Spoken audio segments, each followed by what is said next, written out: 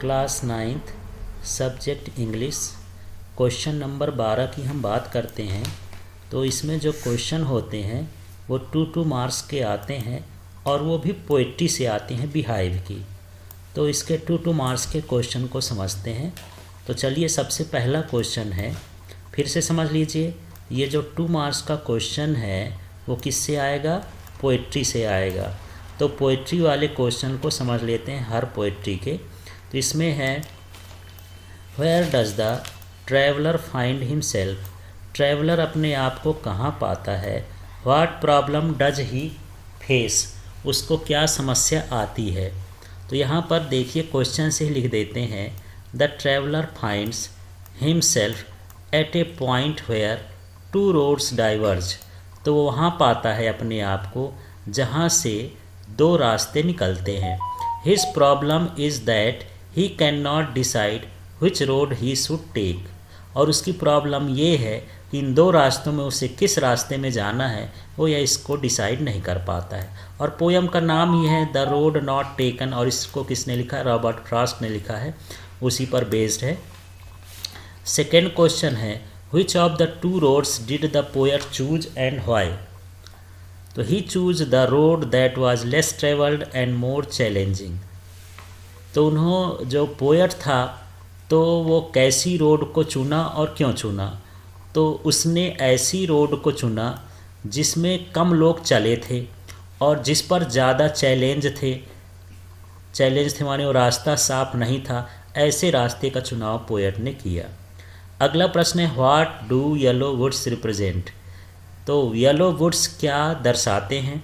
The yellow woods represent the season of autumn. तो ये autumn के सीजन को, हेमंत ऋतु को दर्शाते हैं। येलो रिफर्स, या पतझड़ के ऋतु को, yellow refers to the yellow leaves that fall during the autumn. तो येलो इस बात का संकेत देता है कि जो हेमंत ऋतु में या पतझड़ के ऋतु में जो पत्ते गिरते हैं वो येलो कलर के होते हैं। अगला प्रश्न है, what does grassy mean in the poem. तो पोयम में ग्रासी का मतलब क्या है? It means that the road he chose was full of grass and was not stepped by anyone till now. तो जो रोड है उसके ऊपर बहुत सारी ग्रास है और उसके ऊपर अभी तक कोई नहीं चला है, इसलिए वो अभी तक इसी तरह से फैली हुई है। तो इस तरह से क्वेश्चन आंसर फर्स्ट पोयम का था। अब नेक्स्ट पोयम का देखते हैं। अगला प्रश्न देख लेते हैं। पोयम दूसरी है ये विंड, और इसको किसने लिखा है? सुब्रमण्य भारती ने। इसके क्वेश्चन आंसर को देखते हैं। 2 मार्क्स के क्वेश्चन हैं, how does the poet want the wind to come. तो पोएट कैसे चाहता है कि हवा आए? The poet wants the wind to come slowly and not to distract anything. वो चाहते कि हवा बिल्कुल धीरे धीरे आए और किसी चीज़ का नुकसान न करे। What does the wind God do. तो विंड क्या करती है? तो यहाँ पर देख लेते हैं। अब इसमें according to the poet, the wind blows away and smashes the weak crumbling buildings, doors, rafters, timbers, bodies, leaves and hers.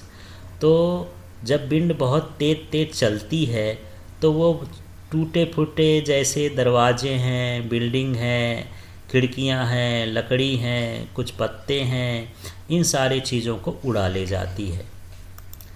अगला प्रश्न है, how does the wind become the cause of rain. तो विंड जो है rain या बरसात का कारण कैसे बन जाती है? तो it blows the heavy dark clouds filled with the water over to the areas which brings the rain.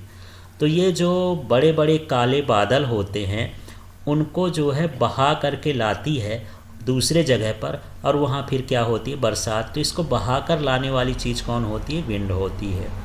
अगला है, what does the wind symbolise. तो विंड क्या दर्शाती है, किसका संकेत है? तो द विंड सिम्बोलाइजेस पावर। तो विंड ये बताती है कि ये इसके पास क्या है? पावर है, शक्ति है।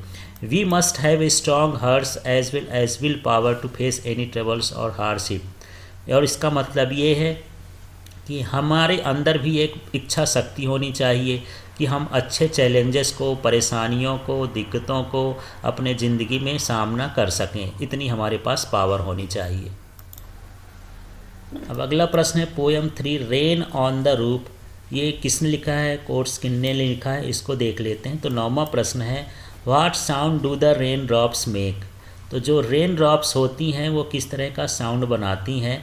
The rain drops make sound of patter on the roof. तो वो जो है पैटर का साउंड बनाती हैं, पट पट करके ऐसे गिरती हैं छत पर, इस तरह से पैटर ऑन द रूफ। अगला है what makes an echo in the poet's hearts. Poet पोएट के हर्ट में कौन सी इको या प्रतिध्वनि या गूंज उत्पन्न होती है।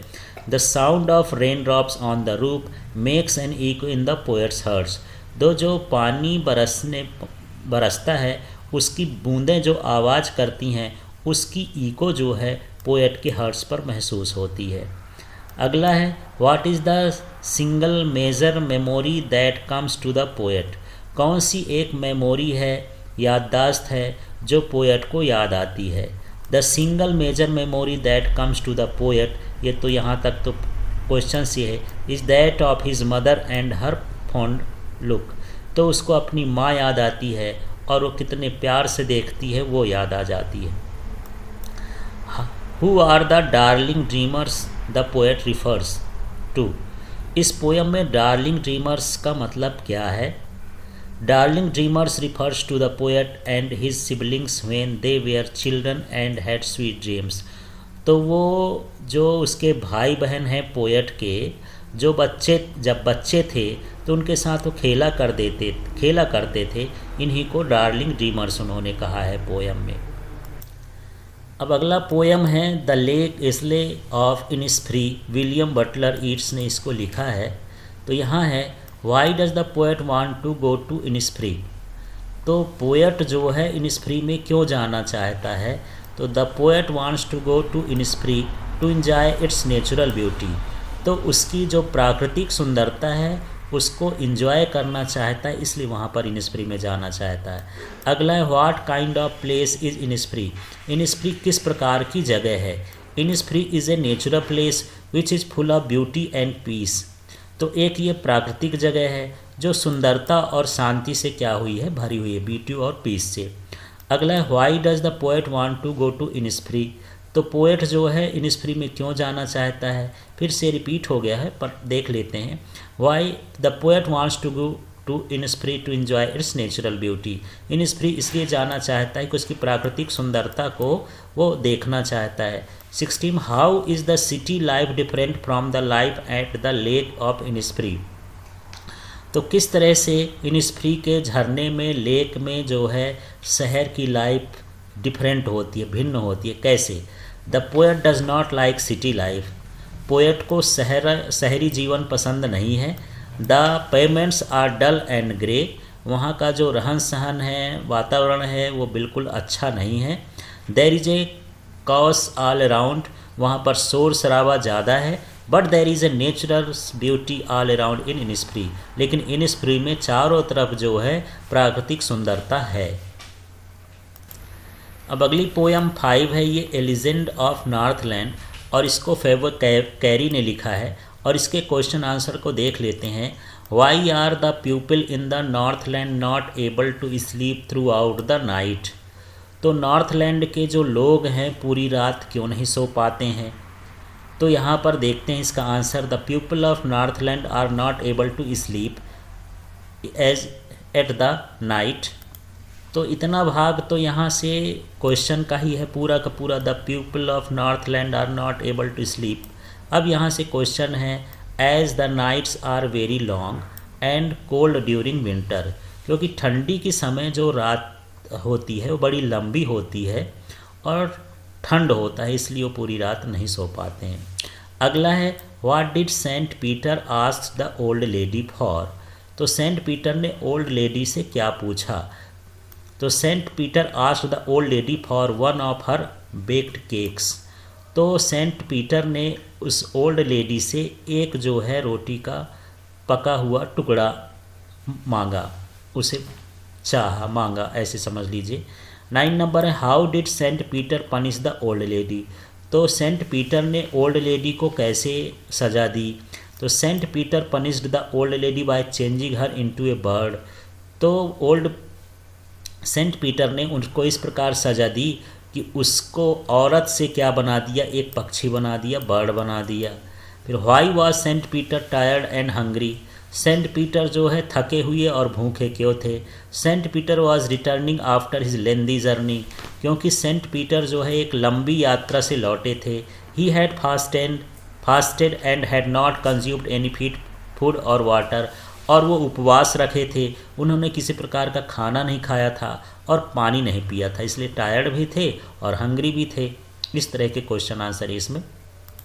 अब अगली पोयम देख लेते हैं, no man are foreign, James Kirkup इसके जो हैं राइटर हैं, पोएट हैं, और ये पोयम है। तो चलिए इसमें क्वेश्चन क्या है, how does the poet suggest that all people on earth are same.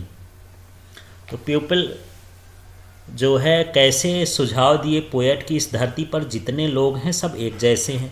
The poet suggest that all people on the earth are same as all of us breathe the same air and live in the same way, क्योंकि हम जो है जितने लोग हैं एक तरह की हवा लेते हैं और एक तरह से जीवन जीते हैं, इसलिए ये संसार में सब लोग कैसे एक जैसे हैं। अगला है, what does the poet say about hating our brothers. तो पोएट ने अपने भाई बहनों को हेट करने के, घृणा करने के लिए क्या कहा। According to poet, hating our brothers is hating ourselves. तो अपने भाई बहनों से घृणा करने का मतलब यह है अपने आप से घृणा करना, उन्होंने ये समझाया पोयम में। फिर है, when do we defile the earth, अब हम अर्थ को किस तरह से ख़त्म कर सकते हैं, ये ख़त्म कर देंगे। When we take arms against each other, जब हम अपने हाथों में अस्त्र शस्त्र रख लेंगे। And start war against each other, और हम युद्ध चालू कर देंगे, तो इस तरह से धरती क्या हो जाएगी, ख़त्म हो जाएगी। चलिए अब अगली पोयम देखते, ऑन किलिंग ए ट्री। ये गिवी पटेल जो हैं इसके राइटर हैं। तो देखते हैं इसमें कि how does a tree become strong, एक पेड़ जो है मजबूत कैसे बनता है। A tree feeds on earth's crust consuming nutrients from earth, the tree also absorbs years of sunlight air and water. तो ट्री जो है खाना पीना धरती से पाता है, उसके जो न्यूट्रिएंट्स हैं, पोषक तत्व हैं, वो धरती से खाता है, और धरती से के खाने के साथ साथ सनलाइट लेता है कई सालों तक, एयर भी लेता है, वाटर भी लेता है, और इस तरह से वो क्या हो जाता है, स्ट्रांग हो जाता है।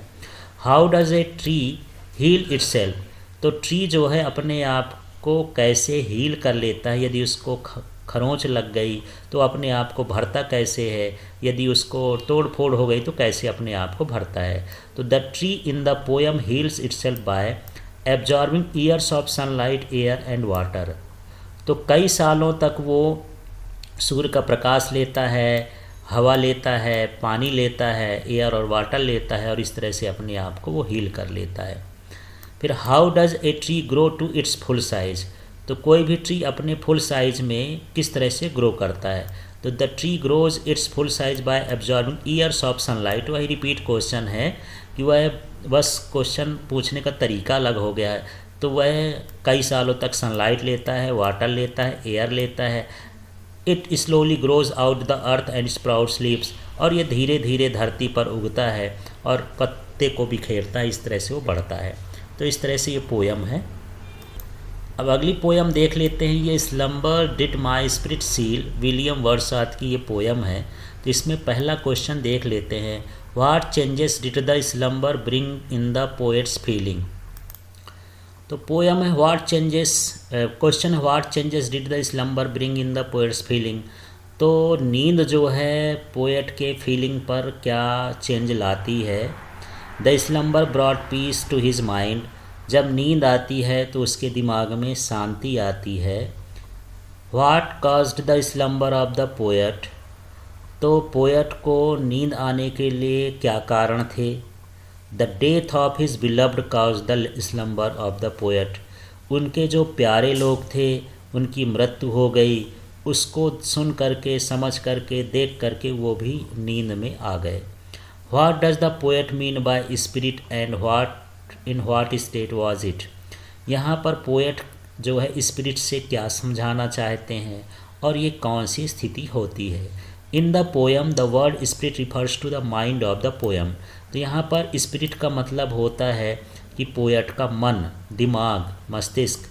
It was in deep slumber, और ये कहाँ था, ये मन जो है, मस्तिष्क है, दिमाग है, ये गहरी निद्रा में था।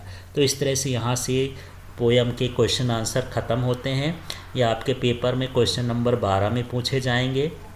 आपको पूरा अंग्रेजी का वीडियो देखना है तो सारे वीडियो बने हुए हैं, आप इसकी प्लेलिस्ट के लिंक में सारा कुछ देख सकते हैं। Thank you.